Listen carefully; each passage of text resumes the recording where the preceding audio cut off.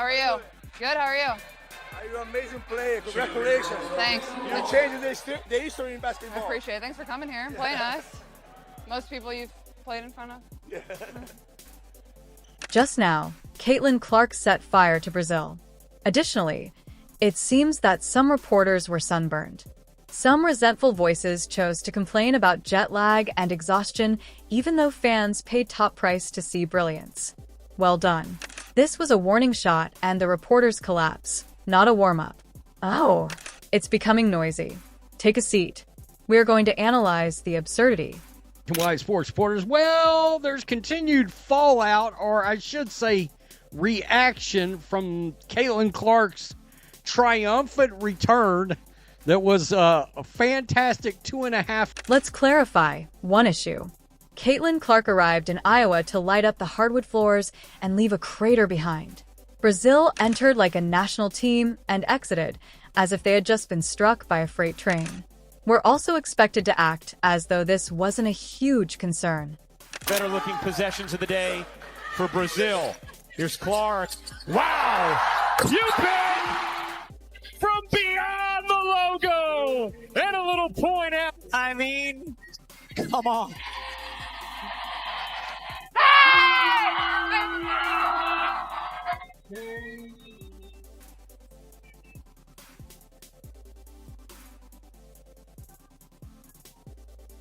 Let's play the recording. In the 2025 WNBA season's opening preseason game, Clark appears to have never left the gym. Regular quick breaks and deep threes, she seemed to be teleporting beyond the surgical U since the change.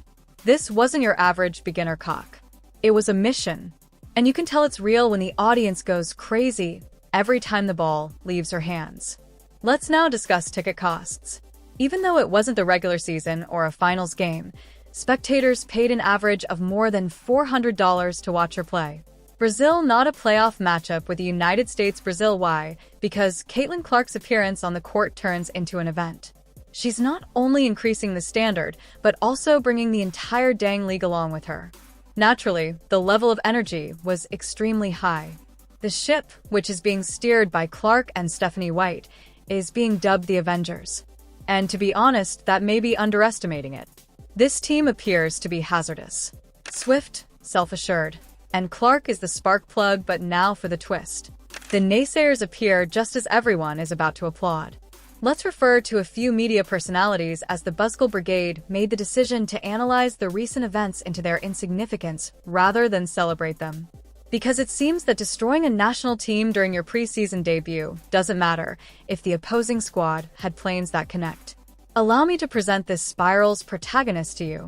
Rodriguez. Roberto. She published a post that was so full of justifications that it resembled a college thesis on how to miss the point. She asserts, "Brace yourself, Brazil was tired, jet-lagged, drained off their rhythm." As you are aware, Caitlin Clark's 30-footer somehow became meaningless due to 2 flights and an early wake-up. Roberta said that the news was about Brazil's travel itinerary rather than Clark's supremacy. Hold on. Let's go back to Brazil. The Chicago game. Clowning, these same Brazilian players were out there.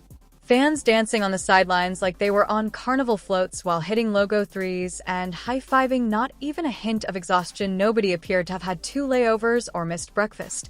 Instead, they were enjoying every moment. However, after being swept away by a rookie and her crew, they are now sleep-deprived victims of a merciless timetable. It's a full-on coke parade, and not just the fans are pointing fingers at it. Miss me with that. Fangirling was going on among the players. After the game, the players from Brazil's national team literally asked Caitlin Clark for autographs. That's not what exhausted athletes do. That's what you do when you've just been cooked and want a memento from the chef. Roberta's statement that the performance didn't count because it wasn't against a WNBA team was the part that had me choking on my popcorn. Girl, take it seriously. She just bombed a national squad. These aren't your typical D-League prospects. It's Brazil. Clark also accomplished more than simply defeat them. She put them on. Not to mention that Indiana was recovering from a back-to-back. They actually slept less than Brazil. Fever should have been dragging their feet because they had just concluded an overtime game the previous evening, but instead they arrived clad in a clinic outfit. Just buckets, no complaining, no justifications. What this all comes down to is that people like Roberta weren't prepared for Clark to take over so quickly. They hoped she would stumble out of the gate so they could push the "I told you so" button they've been aching to do since draft day, but instead of stumbling, she soared. As a result, people are now looking for any justification to minimize what is directly in front of them. It isn't an analysis. It's damage prevention. Let's discuss the crowd. To see this woman perform, they typically traveled more than 240 miles across the nation, and they weren't let down because she gave them their money's worth. The trademark Clark swagger that makes defenders into background props, along with deep threes and spectacular assists. Additionally, Roberta was occupied with digital gymnastics on Twitter to focus on Brazil's travel problems when the supporters were going crazy. I looked through her tweets to see if she might have something to say. No. It was a complete breakdown. She claimed that because they fly on charter and get more sleep, the fever was easy for the girl they were playing with the previous evening in a different state. That isn't relaxation. That is the mode of survival. Additionally, the cherry on top, she doubled down and began labeling individuals insane after someone called her out. That's rich now. Because you're the one living in a fantasy if you're out there trying to convince everyone on the internet that this W wasn't earned. Shut the up, clapped back one fan. Leave our nation immediately. Perhaps harsh, but it illustrates how tired people are with these cliched justifications. In real time, we witnessed Clark's dominance. We witnessed the audience erupting and the rival athletes forming a line to take selfies. You desire more, but you can't change it. The fever were the ones who ought to have been exhausted, according to a different commenter. Despite traveling overtime for back-to-back games, they still showed up and played with hunger. That's referred to as being elite and professional. However, Roberta's interpretation that Brazil was simply too tired to care is the most slack-jawed one I've heard this year. Try to make it interesting at the very least, and the players from Brazil aren't even making those excuses.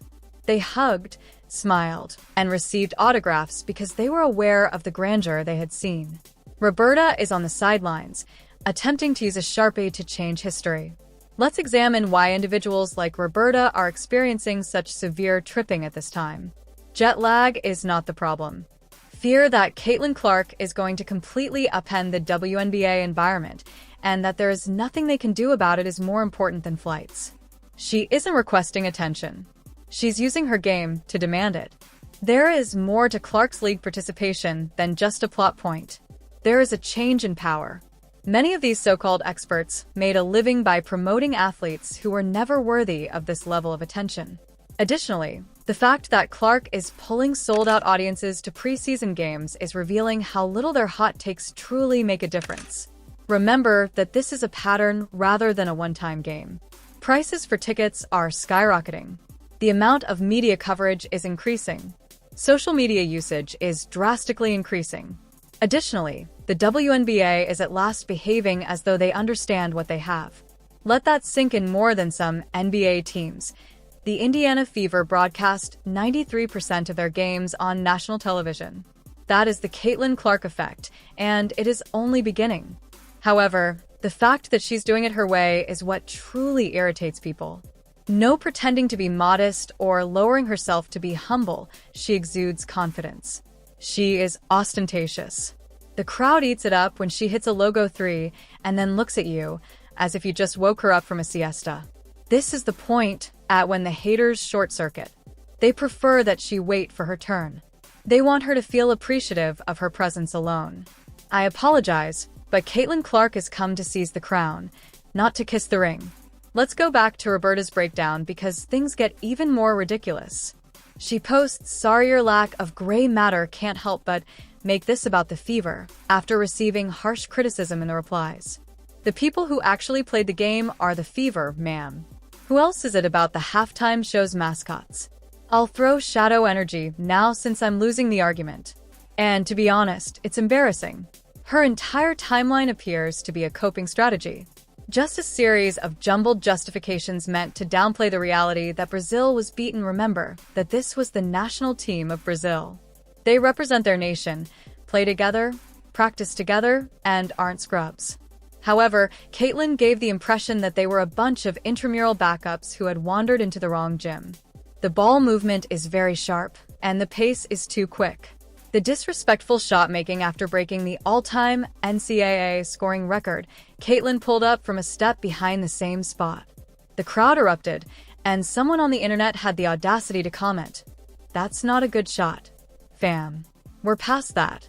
When she shoots, you expect it to go in." She's Steph Curry with a ponytail and better college stats.